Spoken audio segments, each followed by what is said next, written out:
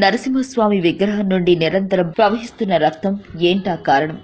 ఇక్కడ వెలసిన నరసింహస్వామి వారి విగ్రహం మొండెం వరకు నరరూపం, తలభాగం సింహరూపంలో భక్తులకు దర్శనమిస్తుంది.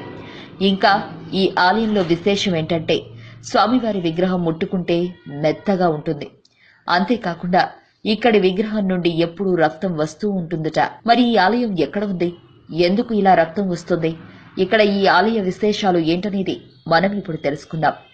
తెలంగాణ రాష్ట్రం వరంగల్ జిల్లా మంగపేట మండలం మల్లూరు గ్రామంలో శ్రీ హేమాచల లక్ష్మీ నరసింహస్వామి వారి దేవాలయం ఉంది.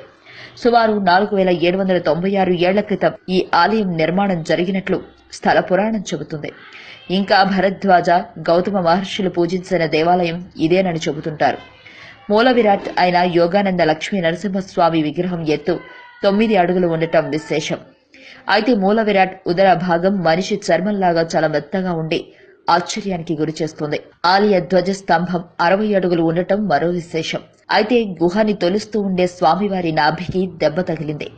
దెబ్బ తగిలిన ప్రాంతం నుంచి వచ్చే తడిని ఆపడానికి చందనం పెట్టడం జరిగింది. ఈ చందనం సంతానం లేని వారికి, కుజదోషం ఉన్నవారికి మరియు రాహుకేతు గ్రహ దోషానికి ఇస్తారు. కాలసర్పదోషానికి ఇక్కడ తైలాభిషేకం చేయడం ఇక్కడ ప్రత్యేకతలలో ఒకటి. దక్షిణ భారతదేశంలో మరెక్కడా కూడా నువ్వుల నూనెతో స్వామివారికి అభిషేకం చేయడం జరగదు. కానీ ఇక్కడ స్వామివారికి నువ్వుల నూనెతో అభిషేకం చేయడం మరొక ప్రత్యేకత. ఈ ప్రాంతము అర్ధచంద్రాకారంలో ఉంటుంది. కావున భరద్వాజ మహర్షి దీనికి హేమాచలం అనే పేరు పెట్టారని ప్రతీతి.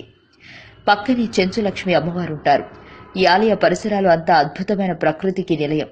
బంగారం పోత పోసినట్టుగా కొండ ఉండటం వల్ల హేమాచలం అనే పేరు వచ్చినట్లుగా చెబుతారు. అనేక ఔషధాలకు ఆలవాలం ఈ ప్రాంతం.